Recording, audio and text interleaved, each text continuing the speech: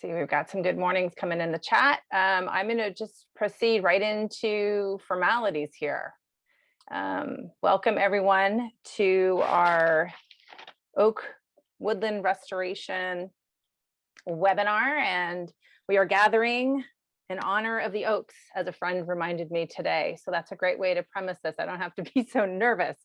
I want to share with you quickly the agenda and my name. I'm Amelia. I am a program coordinator with California Relief and have been affiliated with California Relief for many, many years. And also from Relief today, we have Cindy Blaine, who is our executive director, and Mariola Bracho, who is a program manager, and she's in charge of our tech today.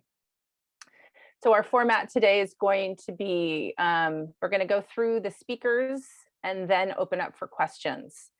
So this is seems to work best in the Zoom formalities, that where we can get sidetracked with speaking. And so we'll hear our information and then address questions, almost like a panel at the end.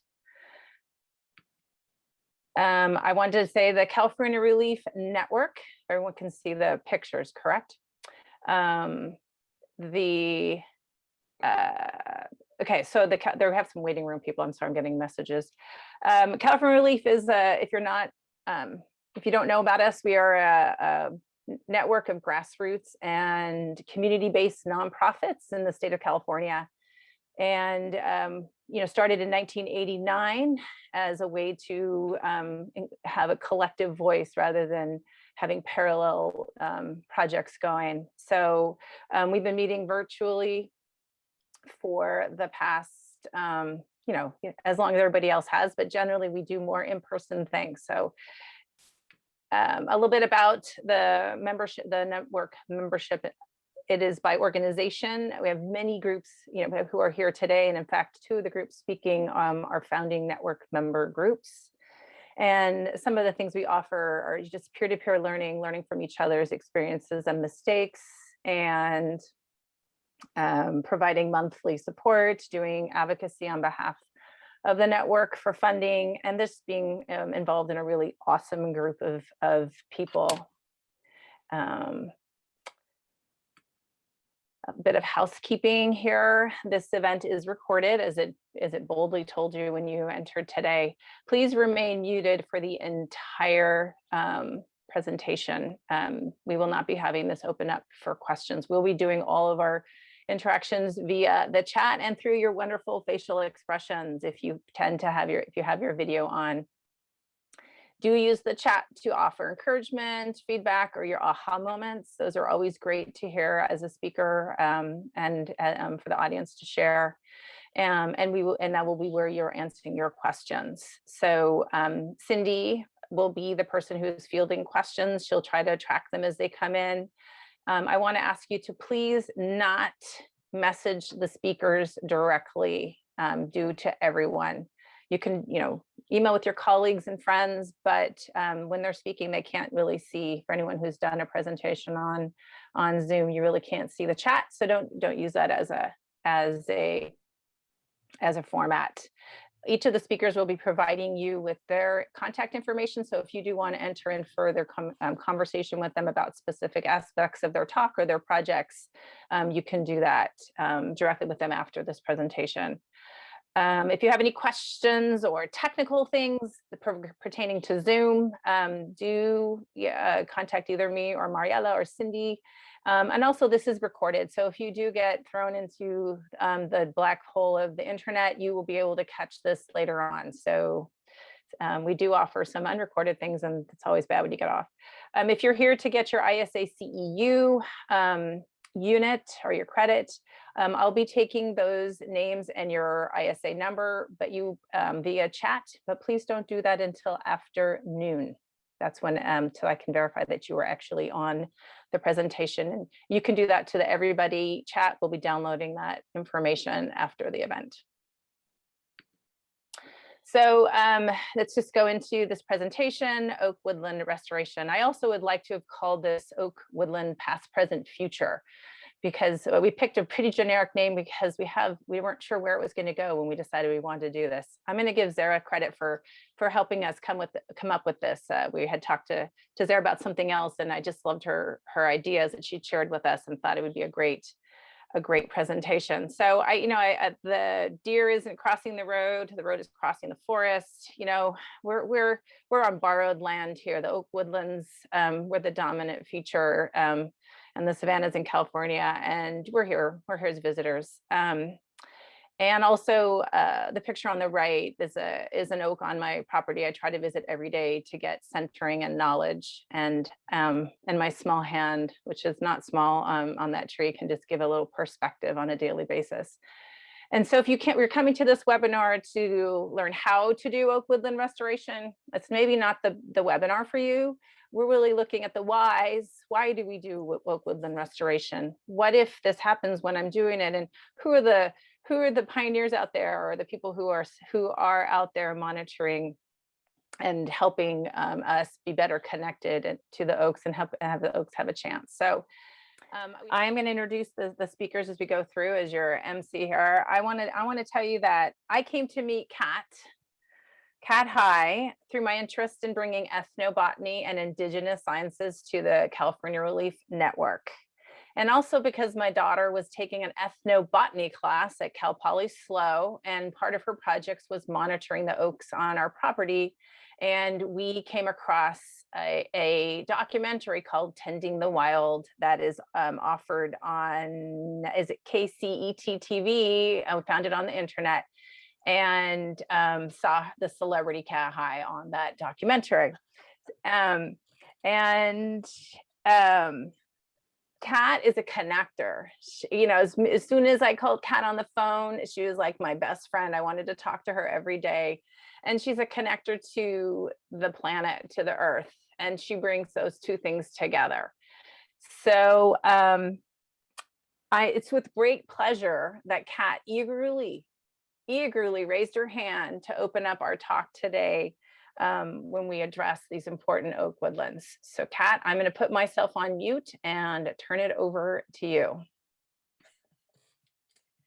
Thank you, Amelia. I'm Heyung Wimalyo. That's hi friends in the Hoopa language.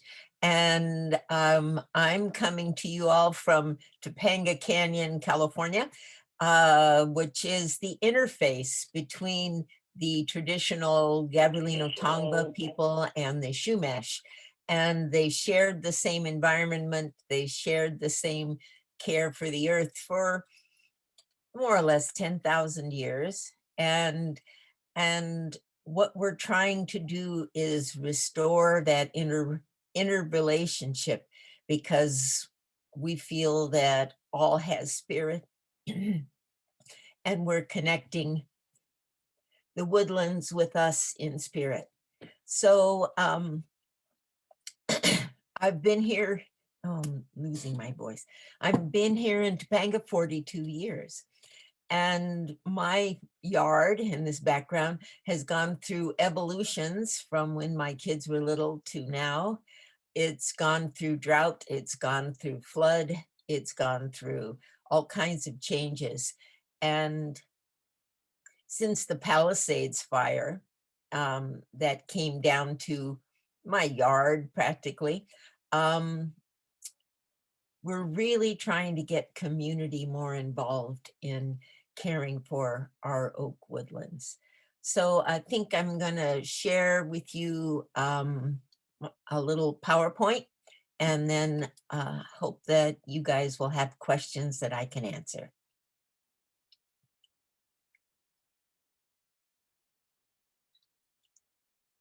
Let's see. Here we go.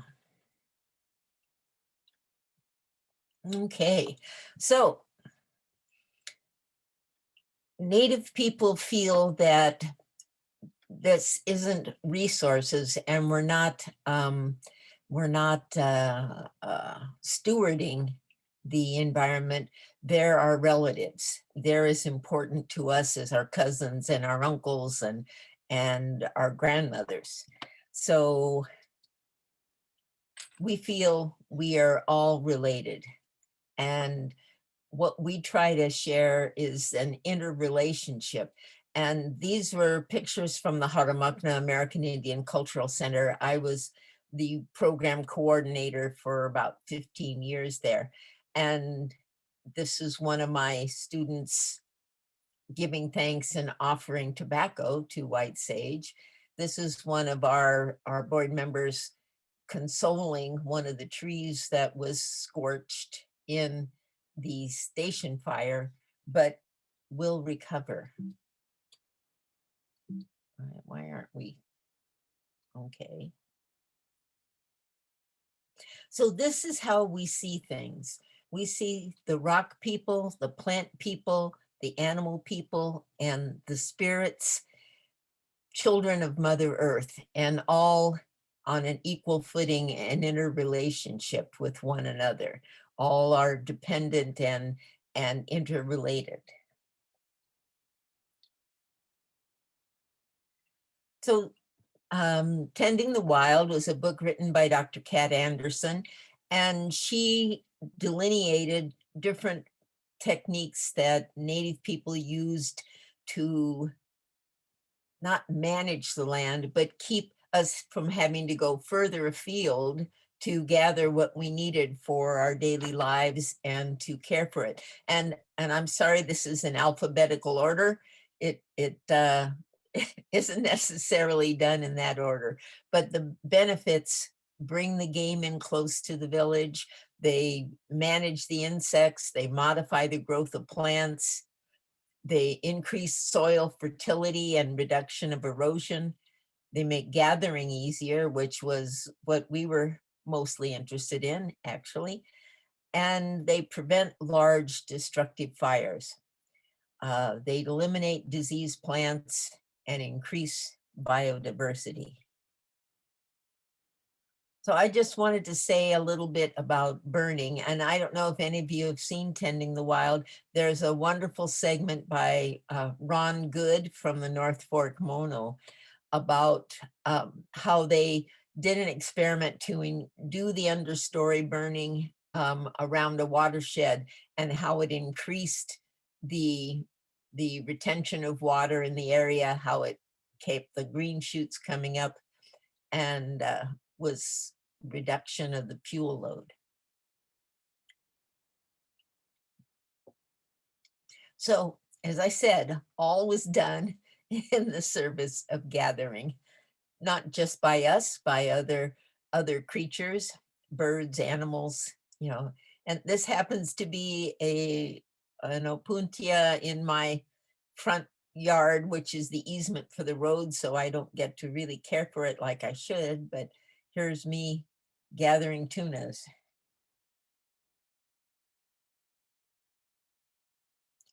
So one of my teachers was Barbara Drake, who has passed on just recently, but she gave us a protocol for gathering. And the most important is to show respect and to gather with a song in your heart. Don't gather, don't plant if you don't have a song.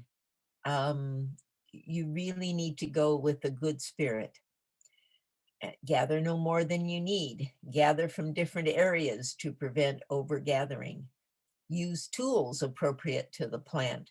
And up at our cultural center, I observed people just ripping white sage off the rocks rather than showing respect and using a tool that would leave some remaining. And leave enough to ensure strong growth and survival for other users.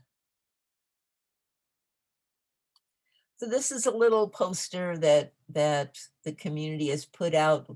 This is relatives, not resources. And this is the example here is elderberry and all of the benefits that we get from the elderberry, and then how we can give back to the elderberry.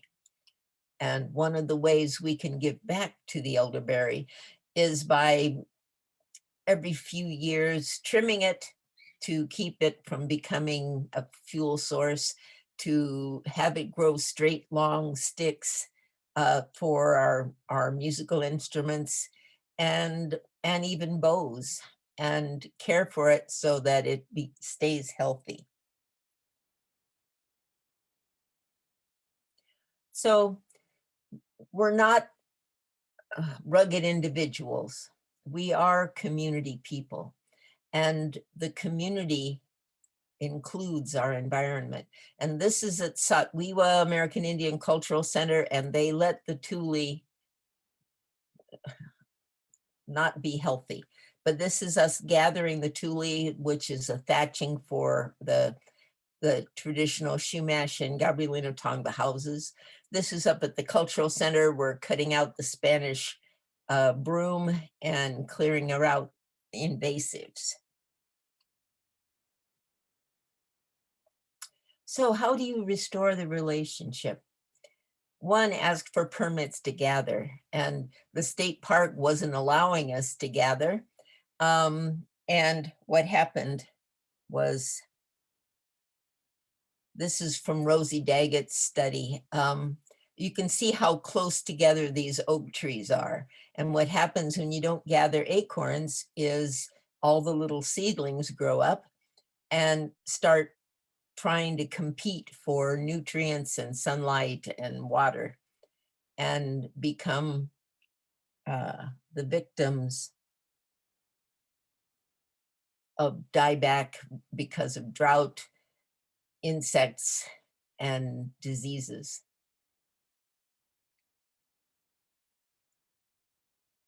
So this is what we do in community. We have culture clubs, gathering clubs, and work together in community with the land.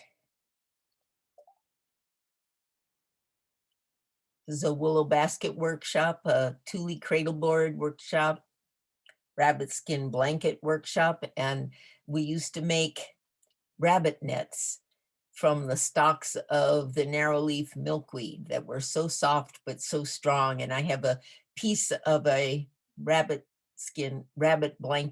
net that's 120 something years old, and making willow seed beaters. So I want to thank you for letting me open and share our concepts of spirit and relationships. And I hope that when you go out to restore the oak woodlands, that you go with a song in your heart, because we are all related. Thank you.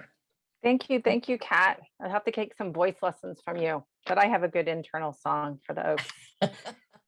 So let's see, we can stop share here. Thank you. That's it. All right, so let me introduce our next speaker. I'm just going to say that the organization called Magic, they're one of the founding members of California Relief. And back when I was new into urban forestry, they were the go-to on volunteer engagement. Their focus on oak plantings was really intriguing, and it's where I first learned about yoga. Magic is literally immersed in oak trees.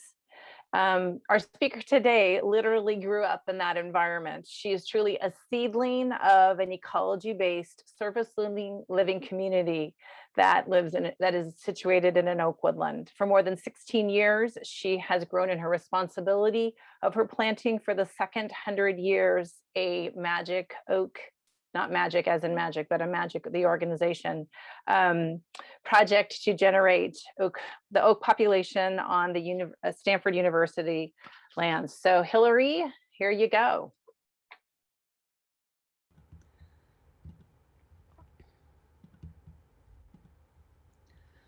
So thank you so much for that introduction, Amelia. Today I'll be talking about acorns and oaks, hearts and minds, value and science. All are essential to the project I'll describe, though we've come to incorporate them one pair at a time as we've learned from experience. In the mid-1970s, Magic scientists became concerned that California native oak populations on Stanford University's academic reserve lands, thousands of acres adjacent to Central Campus and still rural in character, were failing to regenerate. Over the next several years, we accumulated evidence that oak populations were dwindling, that cattle grazing was a significant factor, and that oak's decline posed a threat to the visual character of the landscape and to the integrity of the ecosystem. Wanting to reverse this decline, we started planting acorns with visions of the man who planted trees and of majestic giants a century in the future. The work proved anything but straightforward. Cattle, deer, voles, mowers, oak moths, fire, heat and drought, fungus, and more damaged young oaks. We persisted, continually experimenting to adapt to these challenges. For 40 years, Magic has collaborated with Stanford faculty and staff to plant and care for more than 4,000 California native oaks on university lands. Even as we took additional measures like livestock exclosures, summer irrigation, tree shelters, and fencing to exclude cattle, we realized that global phenomena like climate destabilization and overpopulation can trump local efforts. One way we've responded has been to plant diverse oaks native to locations beyond Stanford and its surroundings. Here are some examples of some that have thrived. We've done this to explore a possible means to increase landscape resilience in an era of global ecosystem disruption. As we've continued planting and caring for oaks, we've seen more and more clearly how billions of us are impeding oak regeneration with everyday actions, perhaps making impossible reestablishment of stable oak population on lands where we work. We continue to work on the landscape and to plant and care for oaks. And we've over 2,000 surviving oaks, more than half of those we planted, to show for it. Many of these oaks are producing acorns and giving rise to seedlings, precisely what we had in mind when we began. The oaks lining the valley and extending up the hillside in the upper photo were planted between 1988 and 1993. They are now beginning to create a closed canopy woodland. The lower photo shows the view looking up into the canopy of these trees. Despite these successes, we increasingly concentrate on hearts and minds because we realize that these are essential to securing past gains and to limiting future losses. To reach hearts and minds, we research, publish, teach, and demonstrate, giving special attention to global context and to roots of threats to oaks. Our Planting for the Second 100 Years project is all volunteer. Over 40 years, we've engaged more than 20,000 volunteers in hands-on learning. The remainder of this presentation is about the ideas we aim to communicate to touch their hearts and influence their minds. With every rotation of Earth, 7.9 billion people awaken and begin asking, what do I want and how can I get it? These are questions of value, and our responses are ideas about value. As we act on our ideas about value to get what we think we want, we're together wreaking catastrophic ecosystem changes, including worldwide resource depletion and hazard proliferation, loss of biodiversity, and climate destabilization. As we grow human population and wield more powerful technologies, the biosphere increasingly reflects our actions and the ideas about value on which we base them. We're sawing off the branch on which we sit. Only by better discerning value can we stop. Today, with more people using bigger saws, stopping is more urgent than ever before. When we think, I want or I value, we predict that if we get what we want, we'll feel satisfaction. Many ideas about value, like those about money, we acquire by chance life circumstances. While sufficient for some in the past, many of these appear ill-matched to the present and the future. Humans have only one proven method to predict with better than chance results. We call it science. In our work, we increasingly emphasize that every human is a scientist. All of us look for a repeating pattern that we can use to predict successfully. That's how we learn to walk or to eat. As more humans practice science to shed illusions about value and to see more clearly what we want and how to get it, we'll preserve, protect, and enjoy value. Each of us interacts with others in diverse settings. Whether in business, government, school, or public service, At home, in our communities, or at events like this one, we have opportunities to influence others' thinking. With our lives, we're communicating about what we think we want, how we think we can get it, and how we think we can know. We lead by example. We're all familiar with threats to oaks, like grazing, urban sprawl, clearing for agriculture, invasive species, habitat loss, fire, construction, timber harvesting, ecosystem disruption, climate change, and drought. These overlapping threats to oaks come from common roots: mistaken ideas about value and how we can know it. We can address a full spectrum of threats by re-examining our ideas about value and encouraging others to re-examine theirs. All of us and any who follow will live better by practicing science to know value. Genes and culture are primary sources of ideas about value. Religion, politics, and economics have yet to be made fully consistent with science. So ideas about value, we base in them. For example, that we want to continue to grow human population and convert natural resources to artifact at increasing rates and accumulate more and more money, are often flawed. Value science is the keystone of an accelerating paradigm shift to science. With it, we can move towards goals such as cooperation, justice, peace, human health and well-being, environmental quality, limited hazards, and sustainable population.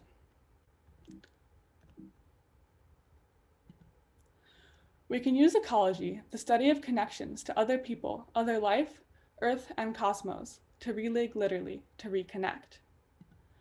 We can also use ecology as a basis for an honest biophysical economics, in which we make economics conciliant with biology and other physical sciences. With ecology, we can more completely internalize costs to account for what we now call externalities: extinction, erosion, flooding, pollution, disease, addiction, and more. We hope that you'll consider what we've offered about science-based value as a key to successful adaptation by humankind. If you find it persuasive, please continue to develop your own value science practice and assist others in developing theirs.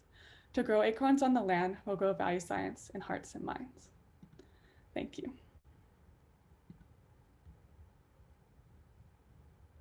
Thank you, Hillary. If you wouldn't mind putting maybe your email in the chat, just so that if anyone did want to follow up with you directly about this approach or specifics, you can do that.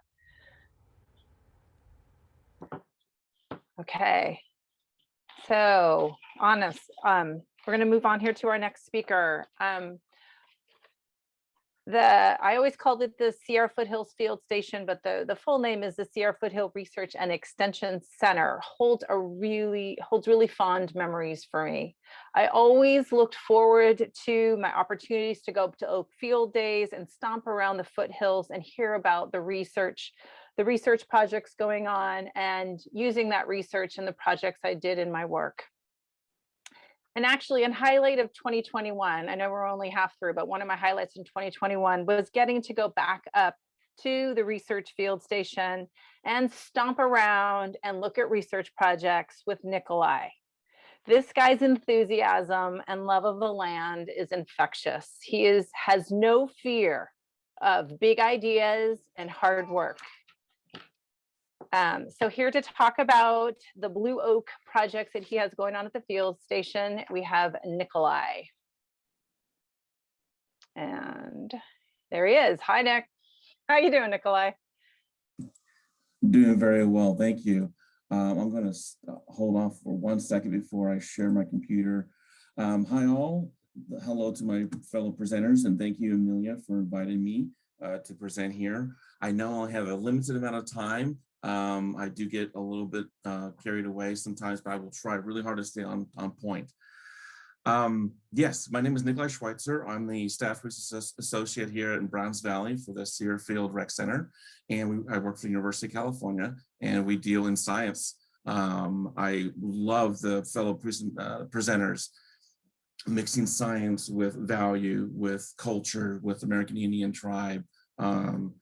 it's phenomenal. It actually, I just wrote some notes to get my kids into some Indian culture, either clubs or activities. So I would like to share my computer now and present to you my presentation. Sorry about that. So the Blue Oak Woodland research in progress here at the Sierra Foothill. And I would like to just briefly show you geographically where we're at. In case you don't know, in case you're not familiar with Northern California, we have, we're just north of Sacramento, about an hour and 20 minutes or so. And right at that yellow pin, that's where our center is. This is the general map of the location of our oak project. This project was created through funding the Caltrans. They are widening and expanding and building bridges on Highway 20, which is right here, right next to our station. So they chose to choose close land acreage to mitigate their losses, to mitigate their blue oak losses. And the as you can see through the map, I'm not sure if it shows very well for you guys, but the yellow, it shows enclosed barbed wire, and the blue area is where existing trees and bushes live and prosper. And the open, this was cleared out in the 60s to manipulate watershed hydrology, and also to improve, to see if it improves cattle grazing. So I'm not sure if people can see this, but the general restoration layout, it was on a 16, so this project was manned by 3 to 4 employees here at the center. And it was on 18 by 16 foot centers. There was we planted approximately 42 acres, which is about 150 or so planting sites per acre. The initial goal was, the actual goal is 6,300 planting sites. So 6,300 planting sites. We have, we gathered 14, so half the sites were planted in seedlings, and half were planted in acorns. We gathered 14,000 acorns, and we planted 3 per site. And each site was designated a half-gallon emitter. So we actually incorporated irrigation, which is really kind of a special aspect to this project, because most projects can't either afford or basically the resource is just too expensive or too extensive to implant. So that was a really valuable asset to have. And we'll be irrigating this fall as well as last fall. The planting procedure, you can read it there. I don't want to go verbatim, but we did drill 6 by 12 inch. And when we did drill, we didn't lift that drill up right here. We didn't lift that drill straight up.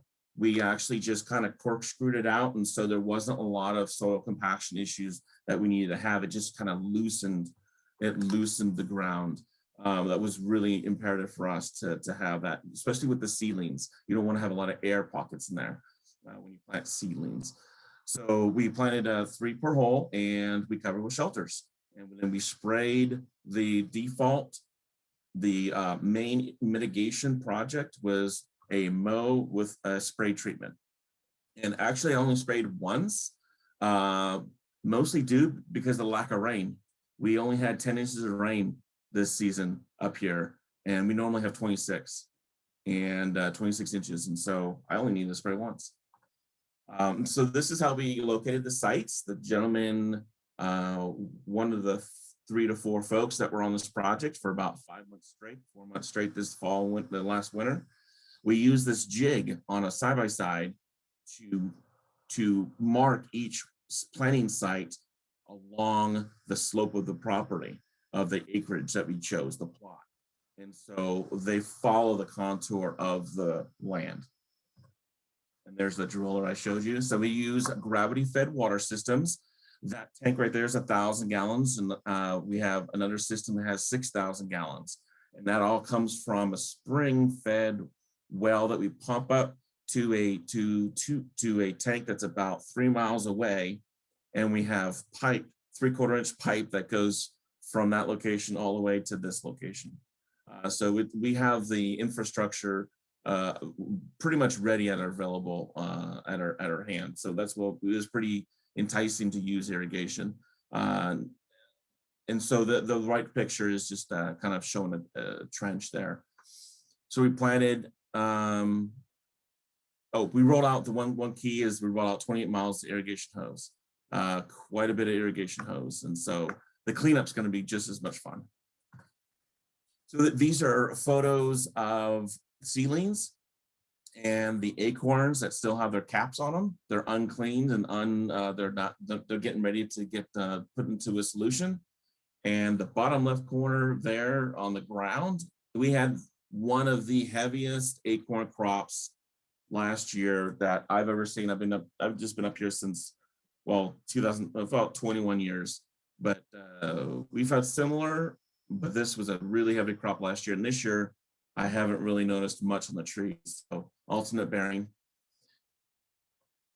So one of my main things I wanted to kind of bring across to the audience today, during the project, before the project even started, we did about a year's worth of gathering research, visiting other plantation sites, seeing what's been done, what's been successful.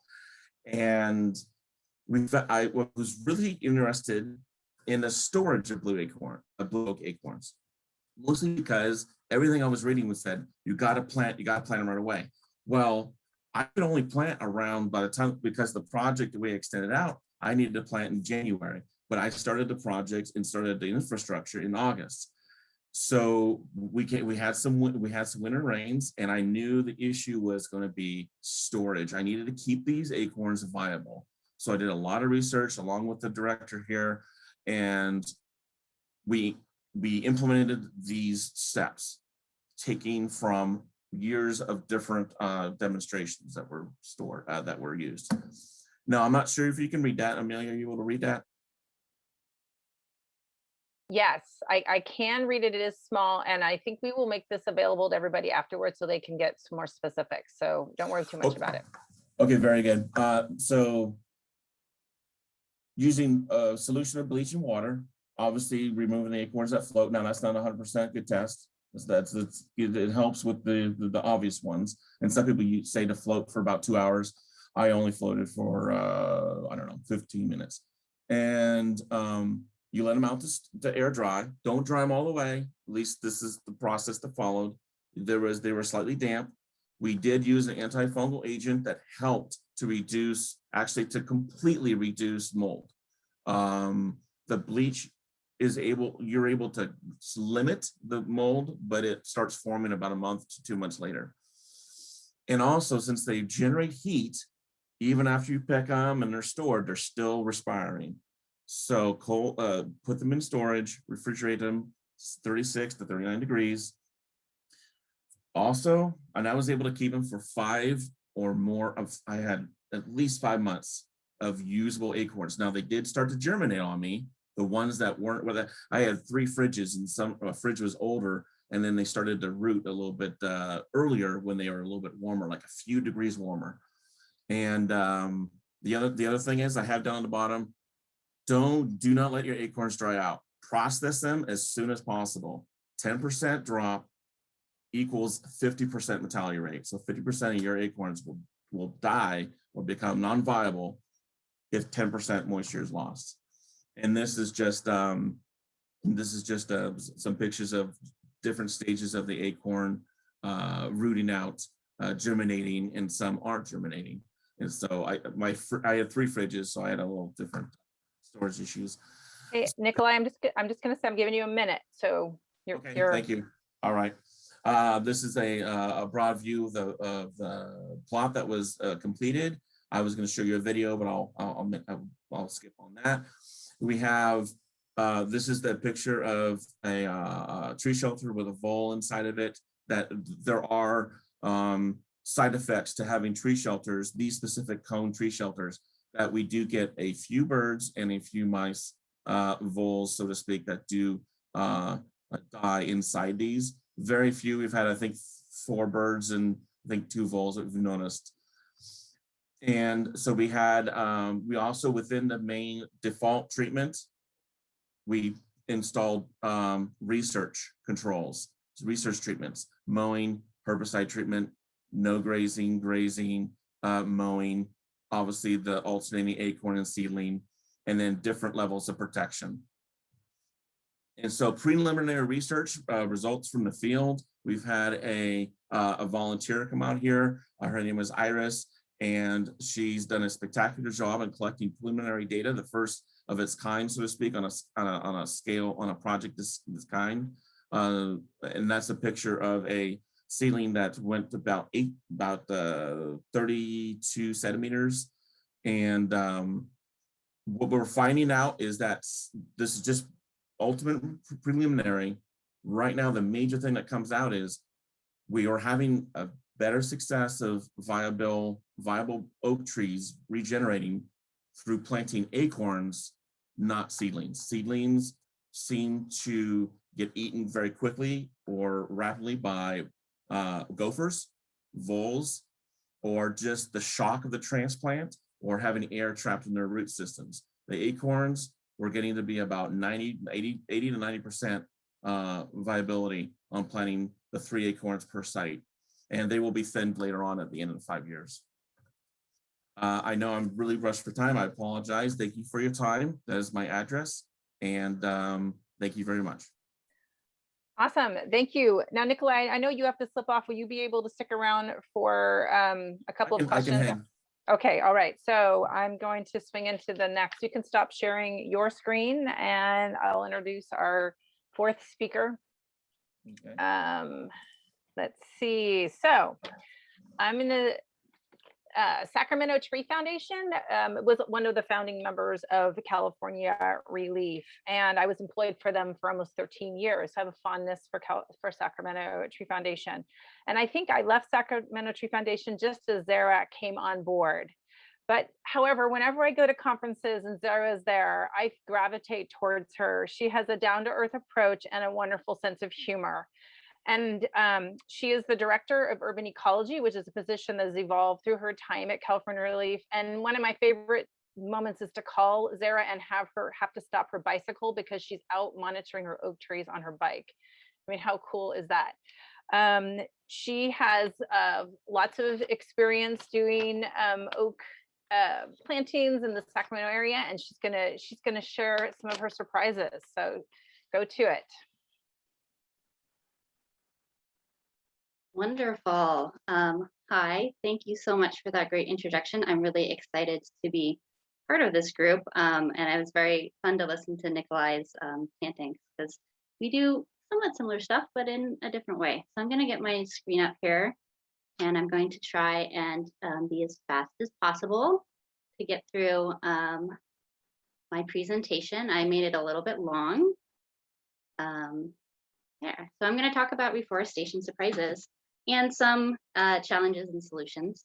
So again, my name is Zara Wiley. I'm the Director of Urban Ecology and a Restoration Ecologist with the Sacramento Tree Foundation.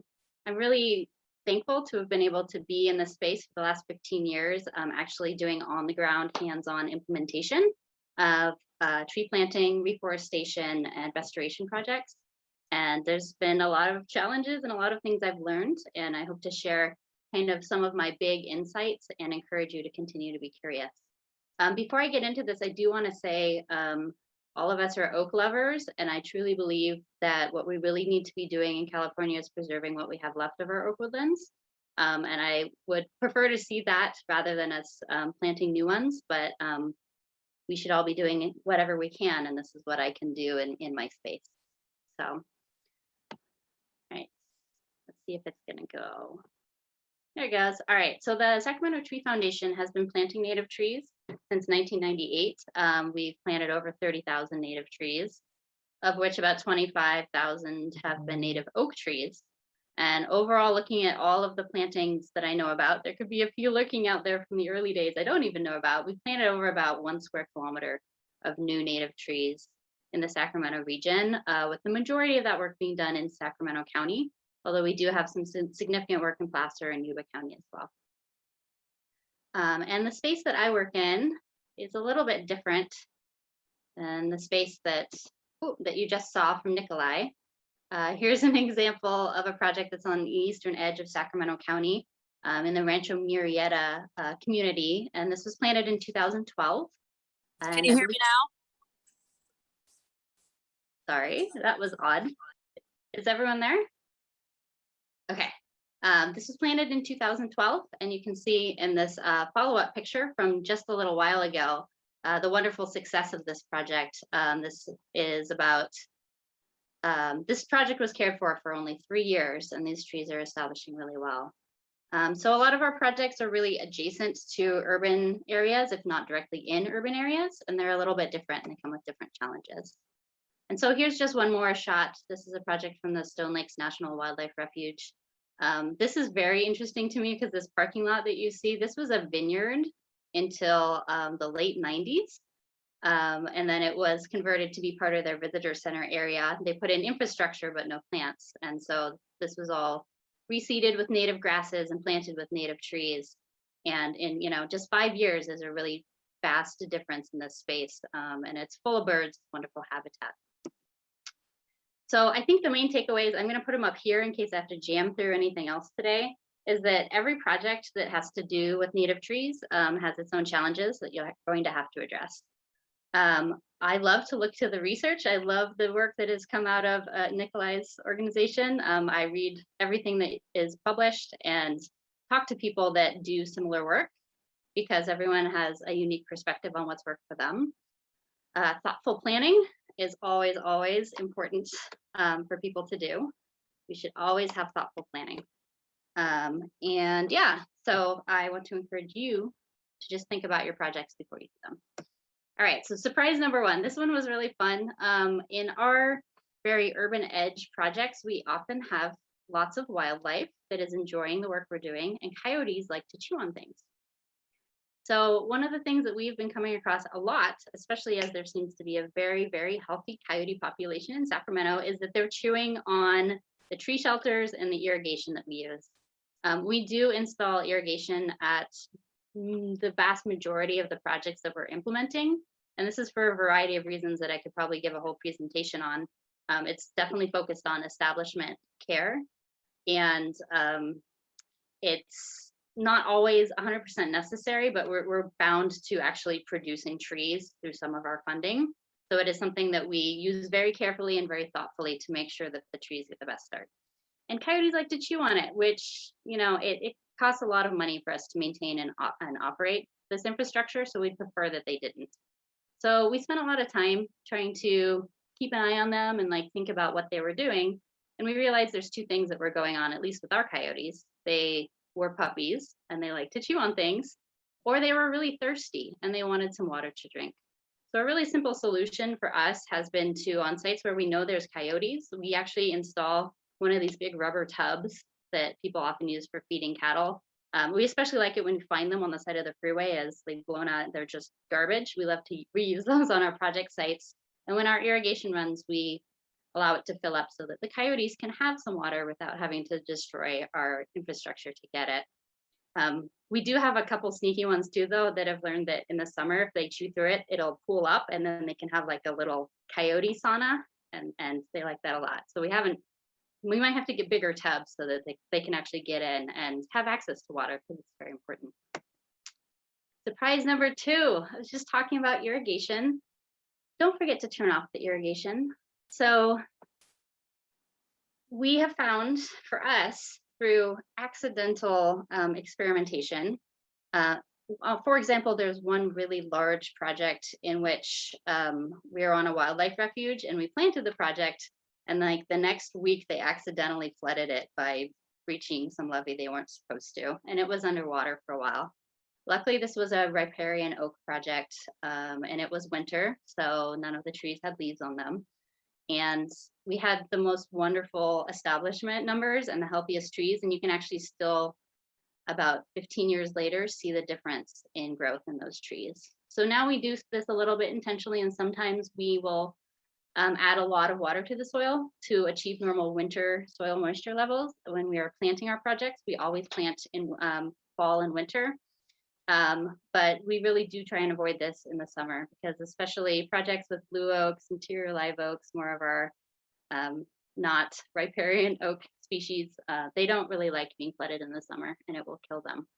So maintaining your irrigation, if any project is putting out irrigation, it's very critical that you have a very reasonable maintenance plan because it does require you to take care of it. So Nikolai talked about things that get stuck in tree tubes. So this is a very important consideration that I encourage anyone who's thinking about tree protection to consider. We do like the tree tubes. They work really well for our situations, which are usually, on this urban edge areas. Tree tubes are very visible. They're very sturdy. I'm going to drop Tubex brand tree shelters as my preferred version here. Some of the other ones after 3 years in the sun in Sacramento disintegrate and become microplastics, which I really, really don't like. So the Tubex ones at least stay together and will pop open and release your trees after 3 years. So that's a really big benefit. But things do get stuck in them. The sad story in the middle here, that is a skunk. I've only ever seen this once, but this poor skunk got his head stuck in a tube. I think he was trying to eat wasps. But yes, we've also seen voles and snakes and frogs and all sorts of things. So another thing we like to do is use the shortest possible tree tube to meet the needs of avoiding the critters that are trying to eat our tree, so that the trees will get out of them really quickly or provide an escape ladder for things like songbirds that could potentially fall in. All right, I'm gonna go super fast now, everyone. I don't think I need to explain this one too much. Wild mowers everywhere. Working in urban spaces or on land that you do not have control over, you have to plan ahead for Hulk showing up with his helicopter to do some sort of mowing, usually for fire protection, very important. But definitely, if I had to call out the #1 threat to naturally regenerating oak trees in Sacramento, I would say it's really just thoughtless mowing. This is the kind of crew you want to be doing your careful vegetation control. All right, this is my last surprise. I think this is the most important one for me, is that constantly as I'm evaluating project sites, I find native oak trees that are not actually native oak trees. California is amazing and we've planted lots of wonderful trees, and I'm all up for conversations about intentional movement of trees from Southern California and looking at climate change, but we have a lot of unintentional hybrid oaks appearing in our wild spaces, at least in Sacramento. So for example, this looks like an oracle oak, which is a cross between our native interior live oak, Quercus wislizeni, and California black oak, which is Quercus cologii, but that's not what this is. There are no black oaks within about 30 miles of here. So this is a hybrid between a landscape tree, I'm guessing probably the pin oak, and our interior live oak. And so what this is going to do within, this is Arcade Creek within this natural watershed, is a question that we should consider. Hey, it happens in our yard too. So we harvest about 10,000 acorns in a very respectful and responsible manner with permits. Thank you, Kat, for telling everyone. Very important that you have permission to harvest anything from the wild. And we grow them out in our yard. And we still get trees that are not what we expected. So this always makes us go back over our harvesting records to see if we were actually following our own protocol for harvesting. We try very hard to have significant physical separation from non-native oak trees so that we do not have unintentional hybridization in our native oak trees. Oh, and this one. This is clearly not a valley oak. I'm not going to tell you whose project this was, but this is very much a bur oak, valley oak hybrid. So I see this a lot. So keep your eyes open. There's lots of amazing and beautiful native hybrids out in California's oak woodlands. And I think they could be very interesting for some of our future urban plantings and potentially addressing climate change. But in certain natural spaces, I think it's something we need to watch out for. So that's it. There's my top takeaways again. I'm sorry I jammed through that really quickly. And if you want to talk anything oaks, acorns, growing trees, or hugging trees, I would be delighted to speak with all of you. Thank you for the time. Wow, well, you ended earlier than I thought. You had more time, but I appreciate it. It'll give us time for questions. So what we're going to do is have you stop sharing and put all of our put all of our speakers on spotlight, so that we have kind of a panel. And there we go. I see two. And then I know there were a couple of questions that came in early specific to Nikolai. So Cindy, I'm gonna let you read the questions. Cool. Yeah. And really, this was a lot of great information. And if you have any other questions, we haven't gotten that many, so feel free to type them in now. But Nikolai, Tim Vitalinsky was asking two questions. The first was, under what regulation was Caltrans required to pursue blue oak mitigation on land managed by UCANR? And Yes, that question will be, what I would like to do is answer that question through email, if you can. That way I can properly and technically get that correct. I was the tool or the resource, the staff member that implemented the project from the approval process to on the ground, and the actual physical process. The technicalities and the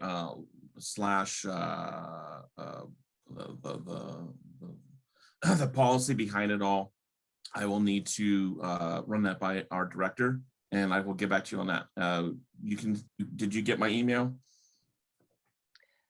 We will make sure that your email goes out. So yeah, I would love to answer that. I can't okay. that right now.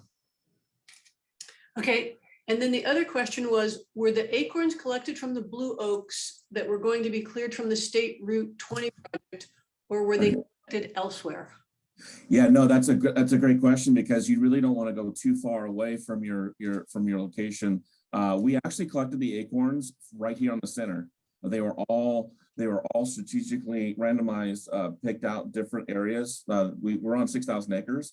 And we have property adjacent to the Yuba River, and it goes all the way up north quite a few miles. And so we collected the 14,000 acorns throughout the entire ranch, and so they were right here locally. Okay, and I have other questions are popping up. So one of them was from Steve Getz in Benicia. Do you toss the acorns that germinate in the bag, and how do you maintain moisture levels in the acorns? So the latter part of that question, how do you control moisture leaving the acorn? I would say don't leave them out processed. So it's the same day that you pick them, don't place them in a bucket and want to do it the next day or the day after. Immediately process them, because they are losing the second they're curing on the tree, once you pull them from the husk, you take the husk off and you clean them. You need to be able to process them in a solution, store them in a fridge. And I kept the bags, I did 14,000, so there's a lot of acorns, and they do, when you stack them on top of each other, they produce a lot of heat because they're all kind of in a tight space. So I gave them lots of room to breathe in the fridge, which does release moisture, but there's moisture in between the acorns inside the bag. And some people don't want the moisture because it grows mold. But then because I had an anti-fungal agent that I placed on the acorns, I didn't have that issue. And so there was moisture in there. There was no mold. Open up the garbage bag, put them in the fridge, and they did I had one acorn out of 14,000 that had some white mold on it. Can I jump in on that one too? Because I've been processing and storing acorns for like 15 years, so I've done everything wrong. And I work for a nonprofit, so I don't have unlimited resources.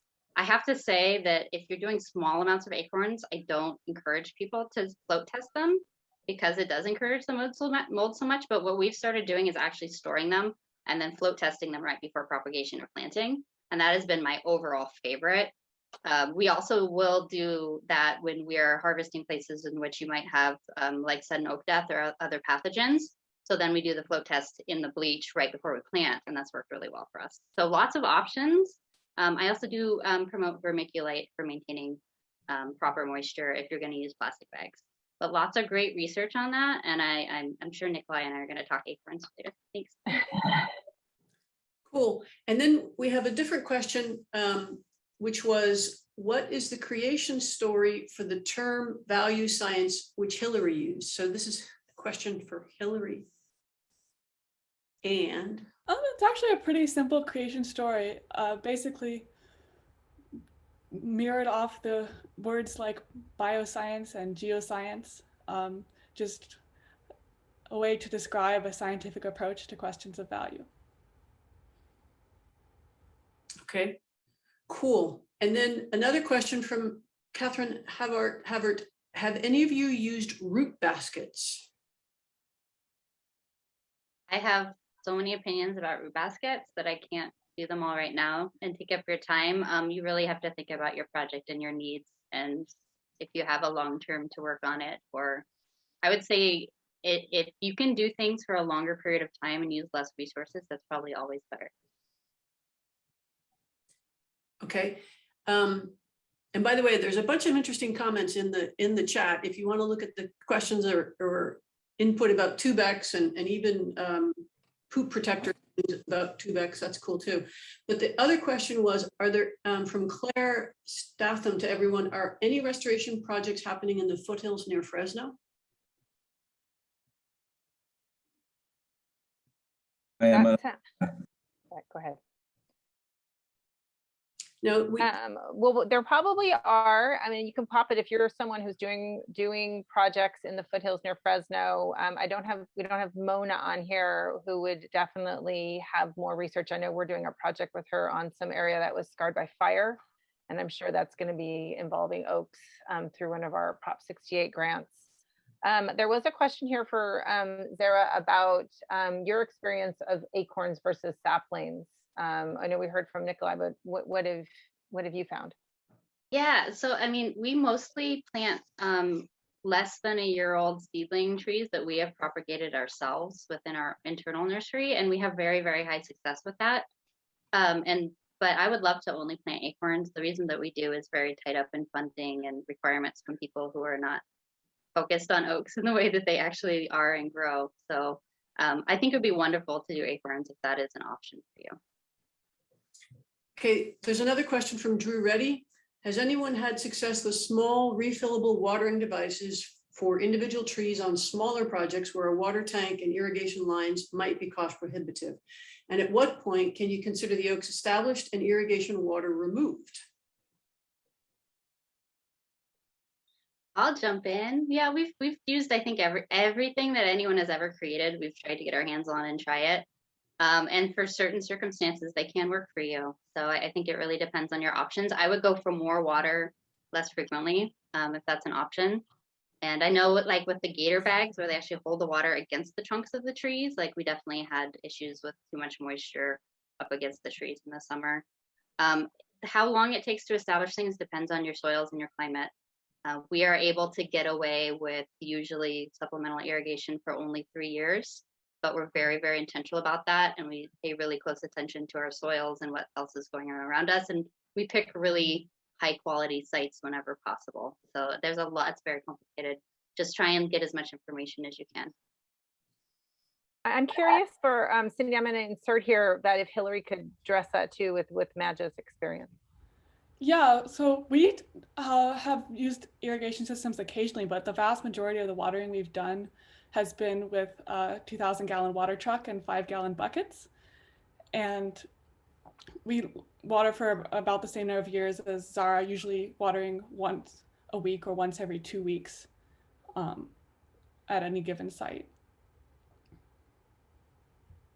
Okay, cool. The buckets, that's a harder way to water, huh? Yeah, if you have a lot of volunteer labor, it can go pretty quickly. And also if you have a site where you can get the vehicles quite close to the trees, that can really help as well. So I actually have a question for the presenters as well as the audience. When we went into this, we couldn't find anything that was published or very much at all about how much to irrigate oak acorns and oak seedlings during the winter time from October to June. You know, we landed on 1 gallon per week during when it was not raining, and when it rained, we turn it off, and that's where we landed on. But part of our research here is to decide, do we increase that? Do we decrease that amount? And maybe Sarah's got an answer for that. My answer is that most of us nonprofits are trying to do on the ground work and don't get to do really good data collection and publish. And that's always something that we need to work on for everyone, so that we can make those connections. Because I've looked at all the research that's come out of your research station about irrigation, and it's all tied to soils, is what we're doing with our current deciding how much to irrigate. It really depends on the tree species that we've planted, and what our soils are actually looking like, because we have everything from like grade A beautiful farming soil in riparian zones to concrete and urban destruction, so it's really variable. Cool. We have another question from Kristen Asmus about, would storing acorns in dried moss help regulate the moisture? Is that a yes? Maybe? You should try it and let us know how it works. Join the experiment. I like that. Okay, we have another question from a municipal forester, Allegra Mountainer in San Jose. As a municipal forester, I do try to plant oaks and other large canopy trees. Many of the native oaks do well in the urban environments, also have extensive and invasive root systems that do not agree with urban infrastructure. I do look to many of the ornamental oaks as good alternatives and have never considered them accidentally hybridizing and causing issues with natives in the adjacent wildland. Should I be trying to avoid oaks going forward in order to maintain better wildland stock?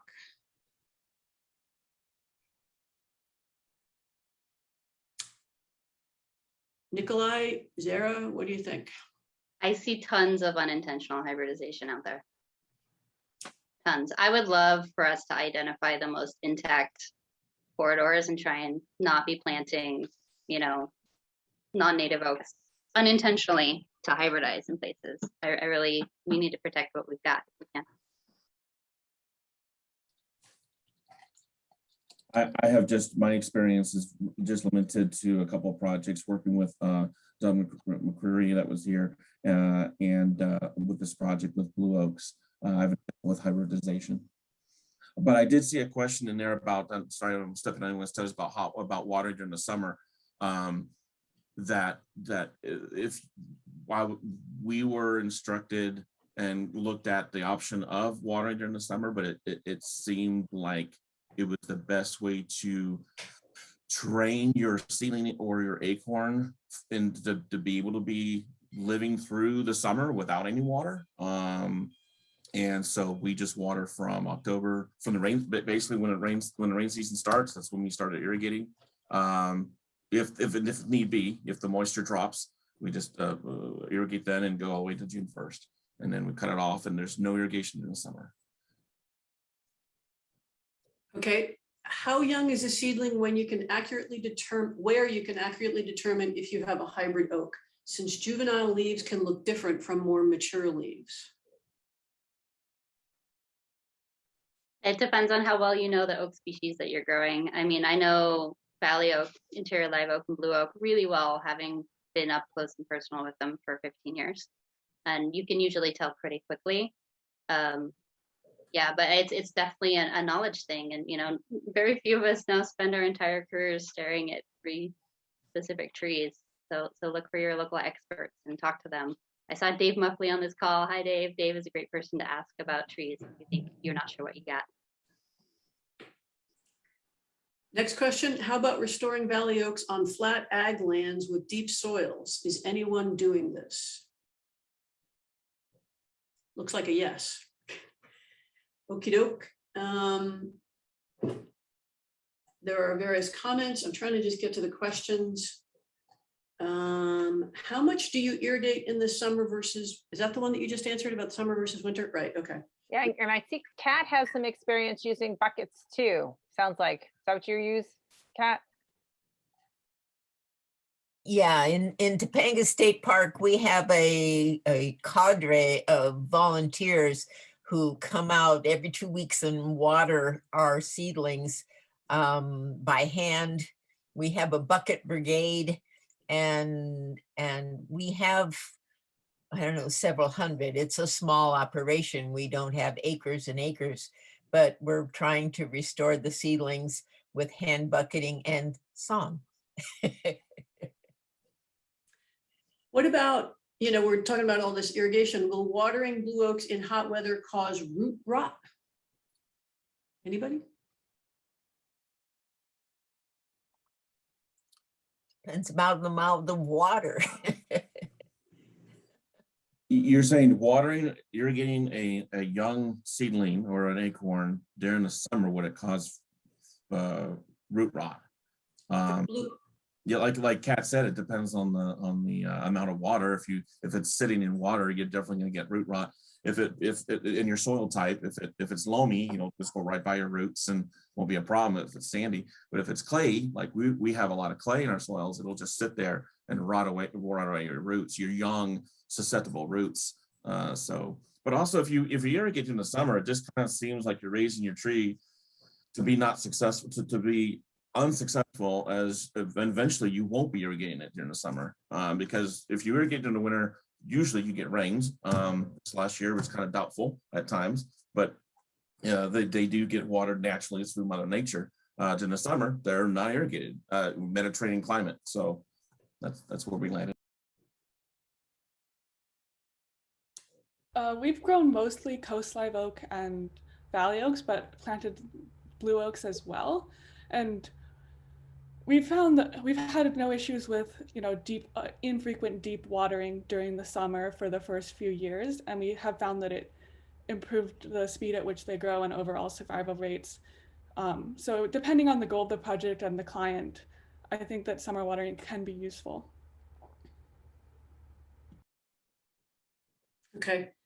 There's another question here, which is from Catherine. What is your opinion about climate-ready trees being cultivated? And Catherine, are we talking about the climate-ready trees, the Greg McPherson's project? Or is anybody? Cindy, you're just going to have to field that one because we're not having everyone's on mute. So I think that is what we're talking about. So are you all aware of the climate-ready trees that Greg McPherson? I know, Zara, you must be, right? So what do you think? I'm not very involved with that. We clearly do need to be testing trees and having lots of options for trees, especially in urban areas. I think that the rub comes with when we have, very imperiled, small, intact oak woodlands in urban areas. That's where this kind of issue comes together, and we should just be talking about it and being thoughtful. I'd love for genetic transfer to be just something that is discussed when looking at any planting location that is within, a half mile of any really special or intact oak woodland. So it's a consideration that it's easy to not think about. And we've already done so much development and change of the landscape in California. It's really easy to throw up your hands and be like, it's all gone. But I mean, even in the urban Sacramento areas, there's amazing, somewhat intact and functional oak groves that really need us to protect them. So we should just all try and do better and bring up these issues so we can look through them and make the right choice. Now, I'm kind of curious, the climate-ready trees, are they acclimated to higher temperatures? Is that the climate change, or are they actually pulling in more CO2 and pulling out and pushing out more oxygen? The climate-ready, I'm unfamiliar with that. Are they just more heat tolerant? Correct me if I'm wrong, Zara, but I thought, that Greg had taken trees from other areas like Arizona and was about how do they adapt here. And I know Dave Muffley's on the line, and Dave did sort of the same thing at Apple, right, where he was Mexican oaks and bringing them up because of so Zara. We're putting Zara on the spot. She's just showing compassion for coyotes, so we want to give. We also have planted some trees from other Mediterranean climate zones, and it's an interesting trade-off to weigh between, not wanting to have the arrogance to think that we know better than billions of years of evolution, but also acknowledging that this rate of ecosystem change that humans have created is truly unprecedented, and expecting species that have thrived here for centuries to continue to thrive may not be possible. So what we ended up choosing to do is to begin to experiment with these trees in areas of central campus. So on Stanford lands, that means these flat areas that are much more built up, have a lot of artificial landscaping, and stick primarily with natives so far in the more rural areas. Well, awesome. There have been some great resources that have been thrown into the chat that we will look at and maybe include in our follow-up email to our audience here. Also, the Climate Ready, we can maybe link to the Climate Ready data for those who aren't familiar with it. That is through the UC Davis, the U.S. Forest Service Center at UC Davis is where they've been doing that research. One of the sites is in, a couple of the sites are in Sacramento, and I think one's in the Central Valley and one's on the coast where they've been testing those out. I believe I just saw that. And Cindy, do you see other questions? We have a lot of comments and resources. And No other questions Amelia? at this point. Yeah. yes. I'm sorry, I just saw something in the comment. I've just kind of briefly seen it. I just want to let people know that it's very, very early in this study, in this research gathering, and this data gathering of whether seedlings or acorns are doing better. Right now, it just looks that way, but we have 2 more blocks to go. And so there are different aspects, different slopes, different pastures. So I just want to make clear that this is just, I'm not saying which one's better, it's just right now it's trending towards acorns or have a lower mortality rate than seedlings. Awesome. Thank you, everyone. This will be recorded. It will be on our website, and we'll make sure we send it out to everyone.